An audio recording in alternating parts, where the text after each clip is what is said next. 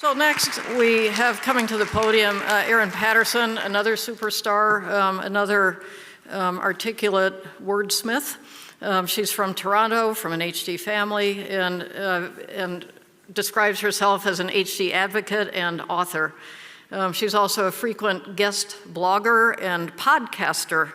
So she will tell you, she has 2 books out here that she's that are available to you to look at and peruse and perhaps even, well, purchase.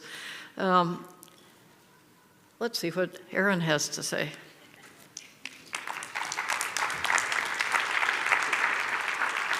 Thank you so much, everybody, for being here today. I feel like I'm going to cry because it's just so special to be in a room full of people who you don't have to explain yourself to. Because in my everyday life, nobody really knows what Huntington's disease is, and I spend a lot of time advocating for my dad who has HD and explaining HD to people and explaining that people with HD still have value. So it's just really special to be in this room full of people who understand that and be a part of this community. And I am thankful for our NeuroCreen guests who are here on their education day to learn about a patient experience. So thank you all for being here today. So I'm here to share a little bit about my experience with Huntington's disease in my family, specifically how we found out that the disease ran in our family, going through genetic testing, and how that impacted our plans to have children, and what led me to being here today. But the one important thing I wanted to share with you before I begin is that when I talk about things that I've gone through in the past, sometimes I sound like I was confident in the decisions that I was making as I was going through that journey. And I just wanted to let you know up front that I was terrified the entire time. I was full of doubt and fear and indecision about everything that I was trying to decide. And the things, especially around family planning, felt so big and momentous for me and my family. So I just wanted to let you know that, because I don't want you to think I had it all together or I had it all figured out whatsoever. So I am going to get Huntington's disease one day, and I am okay with that. If you had told me 10 years ago, or even just 5 years ago, that I'd be standing on a stage today saying those words in front of you, I would not have believed you. Because there was a time in my life where I couldn't even say the words Huntington's disease without crying and falling into a huge depression. So I didn't know that Huntington's disease ran in my family until I was 31 years old. And at that time, my husband and I had been married for 5 years, and we decided that it was time for us to start our family. So we went over to my parents' house one Sunday afternoon for brunch, or a Sunday morning for brunch, and I said, hey, Mom and Dad, guess what? Guess what? You're probably going to be grandparents next year because we've decided now is the time to start our family. Now, unfortunately, our exciting news was not met with the fanfare that we had expected it to be.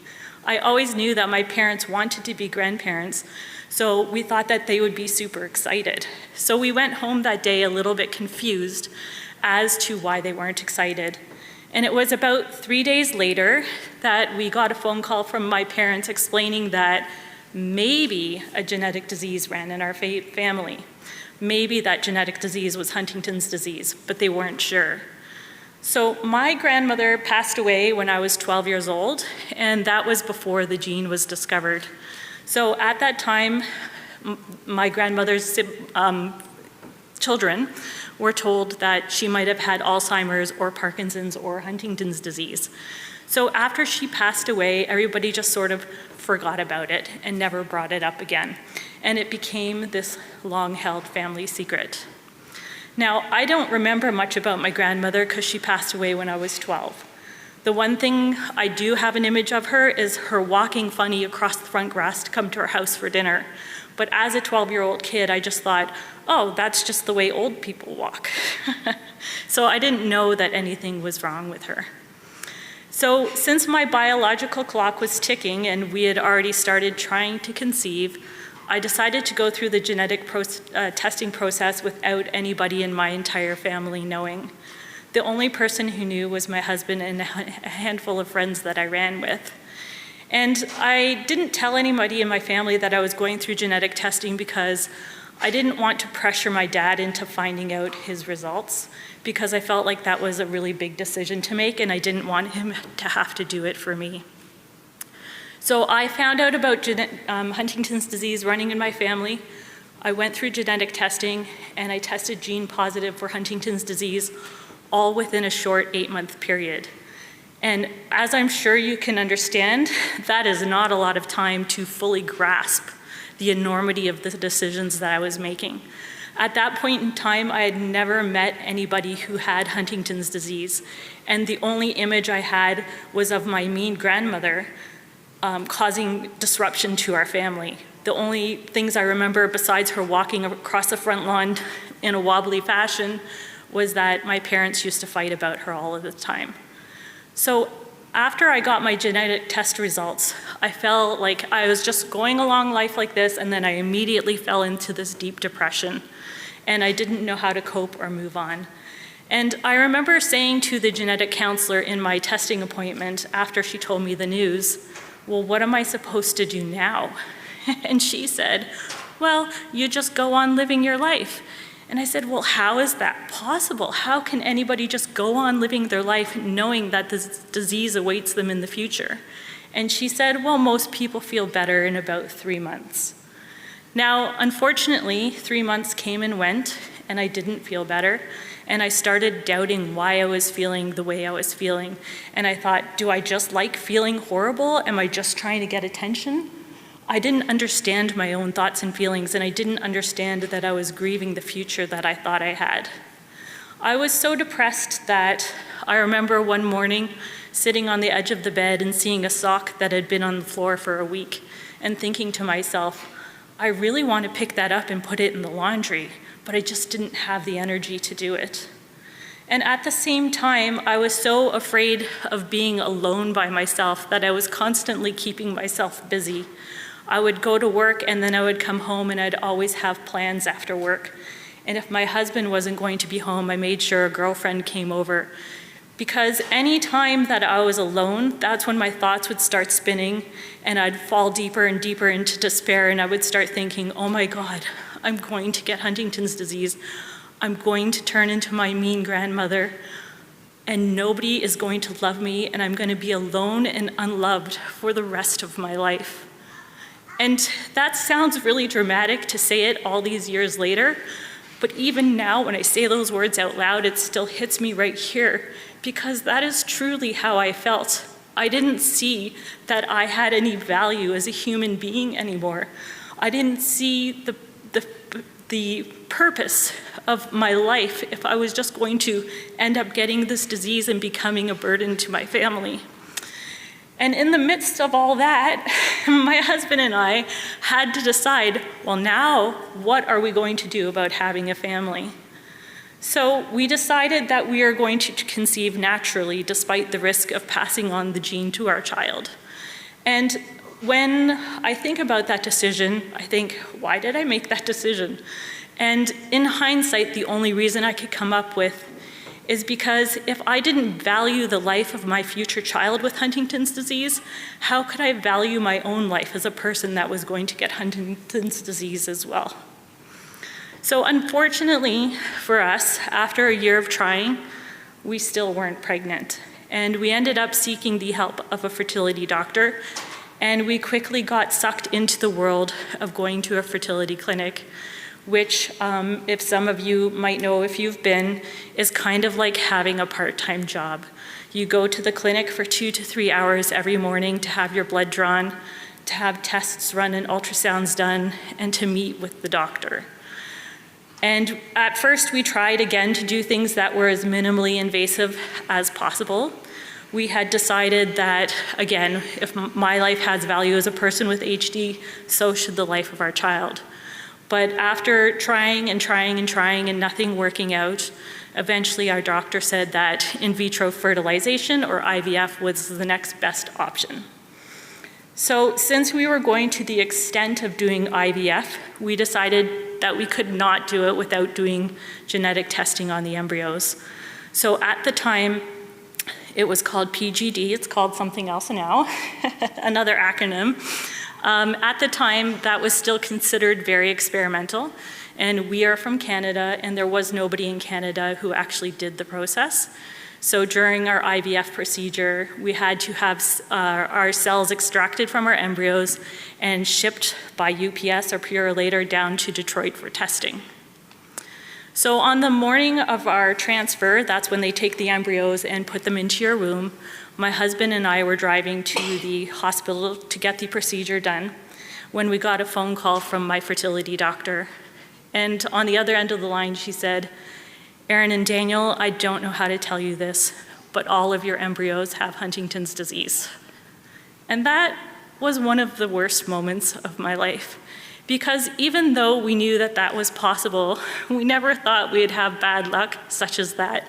We thought at least we'd have a few embryos that we'd be able to use.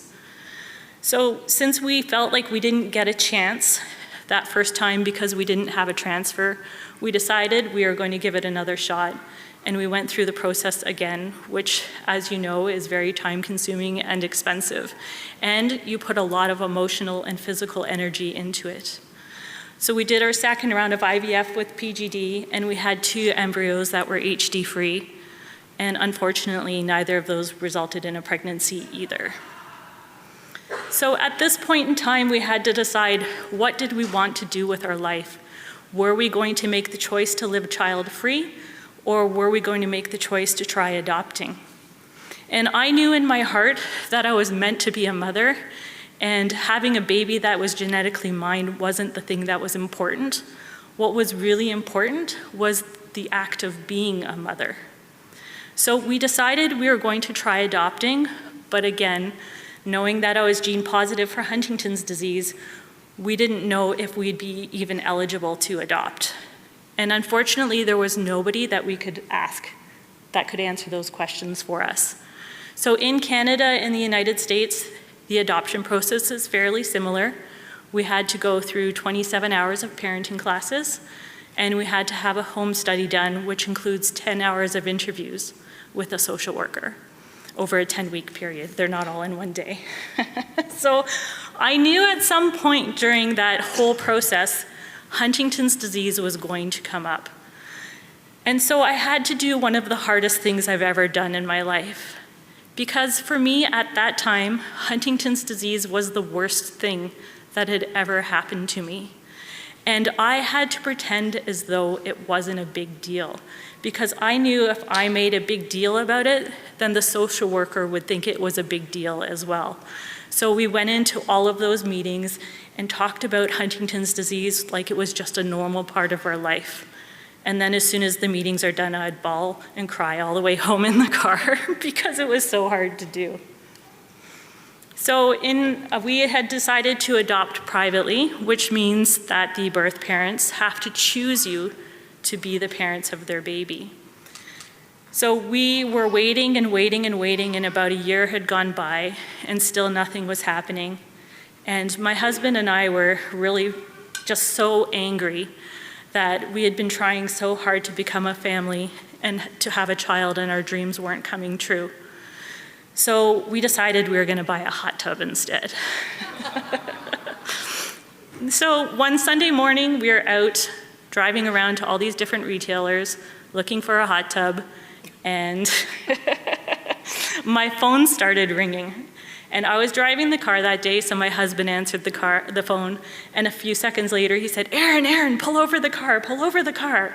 So I veered my car into the next driveway I saw, and I turned off the car, and we were sitting in the loading zone behind a Costco.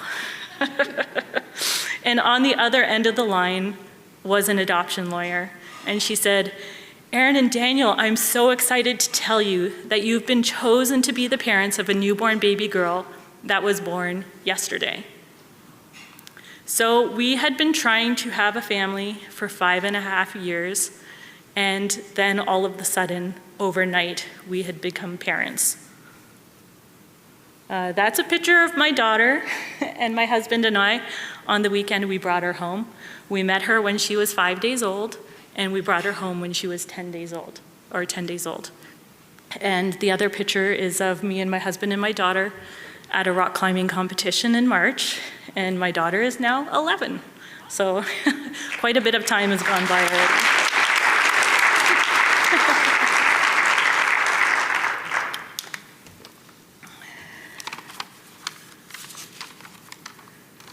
So when I was going through all of that, I was really concerned about making the correct decision and doing the right thing. And it is only with hindsight that I have learned that there is no wrong way to create your family, and that everybody has to create their family based on their thoughts and wishes and their own unique circumstances. And that even within a family, if you decide that you want to have a child naturally and your brothers or sisters or your parents or your aunt and uncles don't understand that choice, it doesn't mean the choice is wrong. And even if you want to go through IVF with PGD or you decide to live child-free, those are all valid choices to make. And I wish I had known that when we were starting out, so I didn't spend so much time agonizing over the decisions that I was making. After I became a parent, I thought becoming a mom would fix all of my problems, and I was so focused on getting to becoming a mom that all of my energies were put into that. And unfortunately, I was still continuing to suffer through depression, even though it had been almost 6 years since I went through genetic testing. And I really think for me that the process of going through infertility prolonged my suffering, because at a time when I just really wanted to forget about Huntington's disease and ignore it for a little while as a way of coping, it just kept coming up month after month because I had to keep making the decision. Am I sure I'm still okay with this choice that I'm making month after month after month? So I made a very scary decision when my daughter was around 3 or 4 years old. And I had been hiding my diagnosis ever since I got tested because I was afraid of how people would react. Like I said before, I thought I would be unloved for the rest of my life and completely alone. And, you know, I was still convinced my husband was going to come home and ask for a divorce at any moment, even though he never did. He's here today. So, so I decided that I wasn't going to be like my family had been and keep Huntington's disease a secret, and that I was going to start speaking out about it. And the one thing that I wanted to do was write a book about my experiences of trying to have a family and eventually adopting our daughter. And I did that because reading was a saving grace for me. Throughout my journey, I read a lot of books. And they weren't even books that were about Huntington's disease, but they were books about people going through hard things and overcoming challenges.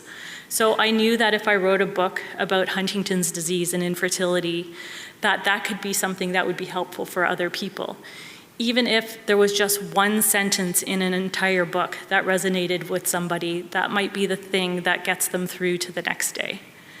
So my first book I wrote was called All Good Things, and that's a picture of me with my daughter the day we got our first author copies in the mail, and my daughter designed the cover of the book. And those are some of the wonderful things that people have written in to tell us about the book. And for me, the entire process of writing was very cathartic. I would actually, lock myself in the office and tell my husband, don't you dare come in there, because I would be sitting at my computer for 2 or 3 hours every night after my daughter went to bed and writing my heart out and crying over the keyboard, because it was a very healing process and helped me to understand some of the decisions that I had made. And I would say when the book was finally published and came out, something different happened that I wasn't expecting. When the book was available and my story was just out there and I wasn't hiding and living in fear anymore, I felt this huge weight that had been lifted and released from me. And it felt as though I had been holding on to all of those things and all of those experiences so tightly because they felt too important to forget.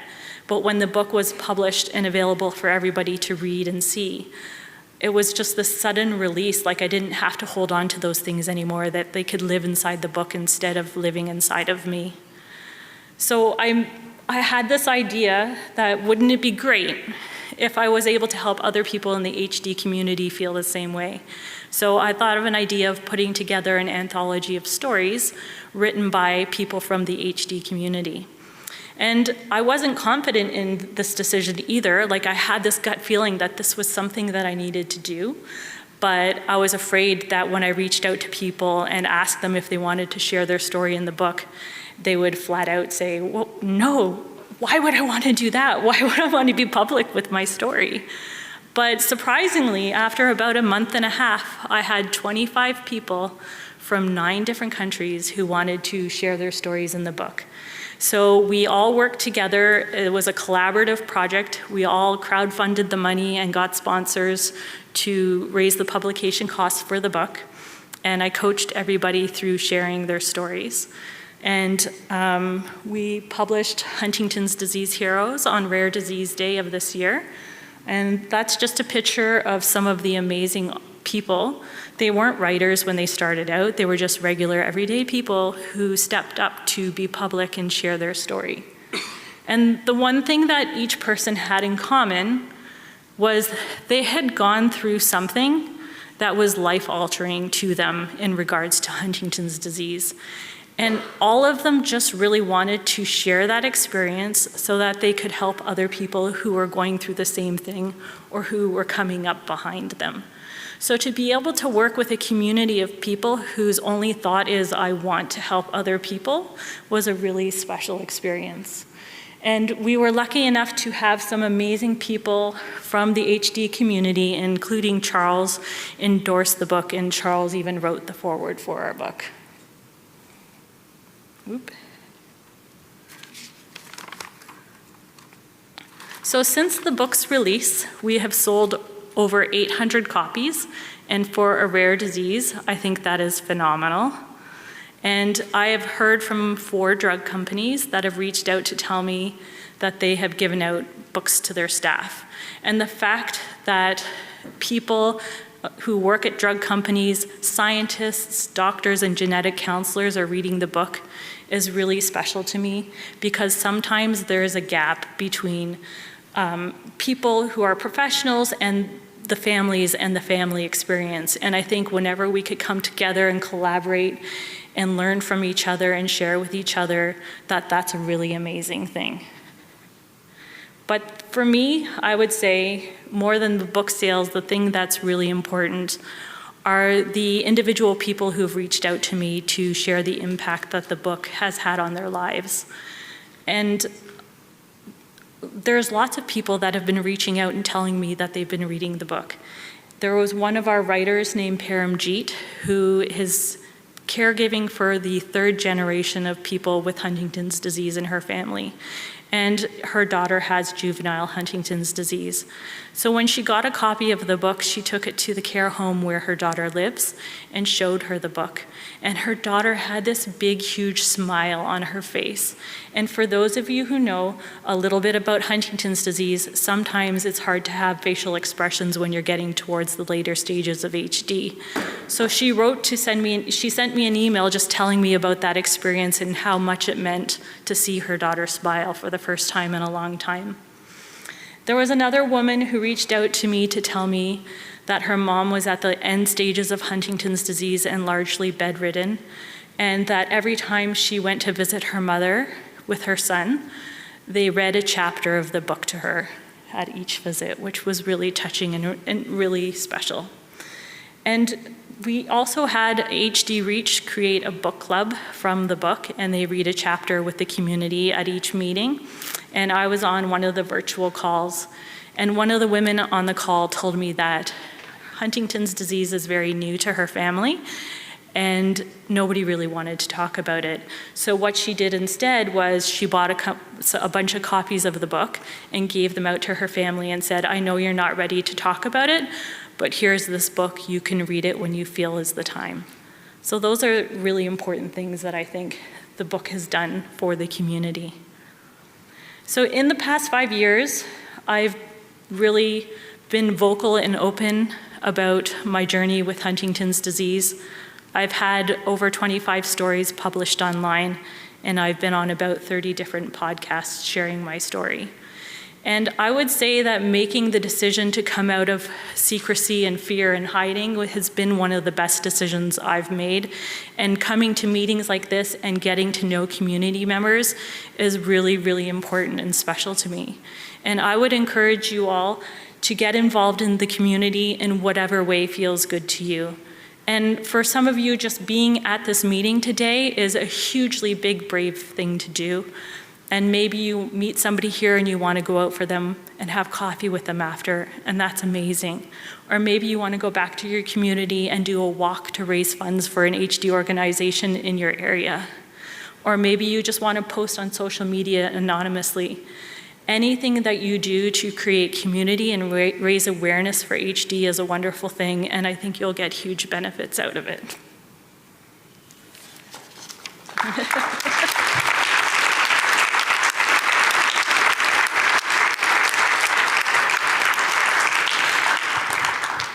Does anybody have any questions? Anybody feel uplifted? Raise your hand if you feel a little bit lighter, a little bit more connected. Anybody come here today that was really fearful about coming here and feel, oh, now you can raise your hand now that you're not fearful. You know, we are all part of the HD community, everybody in this room, we are all affected by HD. This disease clearly, one of my mantras all weekend has been that it affects not just the people who have the abnormal gene, but everybody else in the family, everybody in this room, the researchers, the doctors, the meeting organizers, even the IT people and the photographers listen to these stories and are touched. We hear about that at the end of the meeting. Anybody have questions for Erin about her process, about how she was brave enough to come out? No questions at all? Oh, one question. Mike, yeah, okay.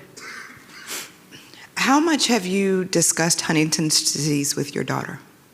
So the good thing about adopting is that we have an open adoption, and this is related, sorry. So we have an open adoption, and we learned that, you know, just being open about her origins is very helpful, right? And that's the way that you do things. You don't, you know, reveal when a kid is 16 that they were adopted. So I really took the lessons that I learned from adopting a child and applied that to Huntington's disease. And I decided that we are going to be open with her about it from the very beginning. So even when she was a little tiny baby, whenever there was an opportunity to mention the word Huntington's disease or talk about it, we would always talk about it. And especially as her grandpa started having more symptoms and couldn't do things, we would always just explain, you know, Grandpa can't go in the water with you anymore because it's too hard for him to get down there because he has Huntington's disease. Or, you know, one time Grandpa accidentally slapped her across the face when he was trying to go give her a hug. So then we'd say, Grandpa didn't mean to slap you. He was just trying to give you a hug, but he can't control his arms anymore. So for us, we're just trying to have it be a normal part of our life. Everybody is going to grow up and have something and suffer through something when they're older. So I don't see why we should be secretive and hide it from her. I have one more question. After you wrote your first book, what was the conversation like in your family? Well, I didn't tell them all. So I would say I didn't actually tell my dad about it until he was in hospital and he almost died last year. That's when I mentioned it because I thought I'm going to regret it if I don't tell him. But my mom is very happy that I wrote the book, and she's read it about 4 or 5 times because she didn't realize how much we had been going through, and it really gave her a lot of insight into what we actually went through, because we kept a lot of that hidden from our family as well. Because everybody has their own thoughts and feelings and process. You know, my mom, she had a daughter and a husband who both tested gene positive within a month of each other. And that must have been incredibly hard for her. So I didn't want to burden her with my depression and the things that I was going through. So I think in my family, the fact that I'm being more open about it helps other people to be a little bit more open about it. They still don't talk about it too much, but it's better than it used to be. I forgot to mention, thank you so much for being here and sharing your story. Thank you so much. There's speaking at national conferences, and then there's talking to your next door neighbor. Yeah, it's scarier to talk to your family. Mara? Thank you so much for sharing your story and your bravery, and I'm honored to be here in this room, so just listening to you, so thank you from the bottom of my heart. It channels to me a little bit Brene Brown. You're familiar with Brene Brown and her, shame goes away when you start talking about it, right? It just disappears. And I try so hard as a clinician taking care of these families to make this point, and I feel like I fall short all the time. There's people who come to the meetings and who come and do what we ask them to do, or what we encourage them to do, and then there's this whole group of people who just won't touch it.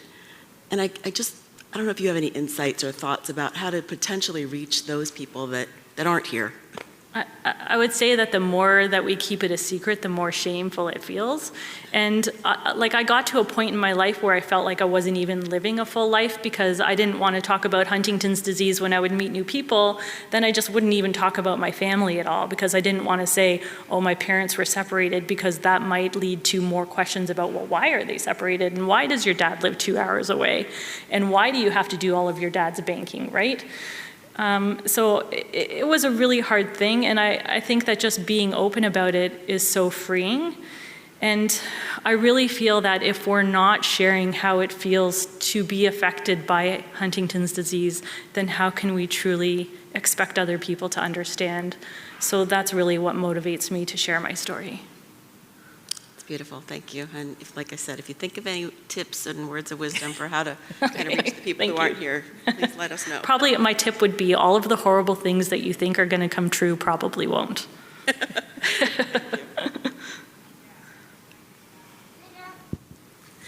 Thank you so much for sharing your story.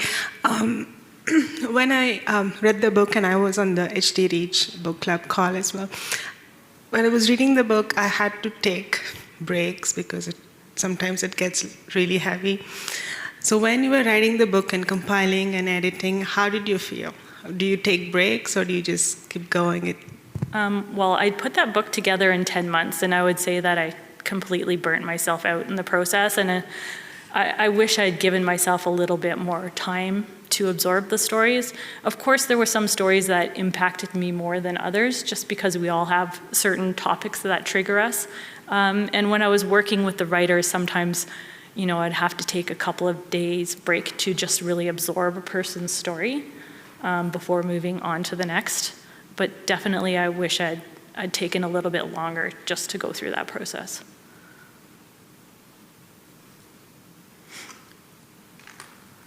Well, one more round of applause, and let's do another little moving break. Stand up.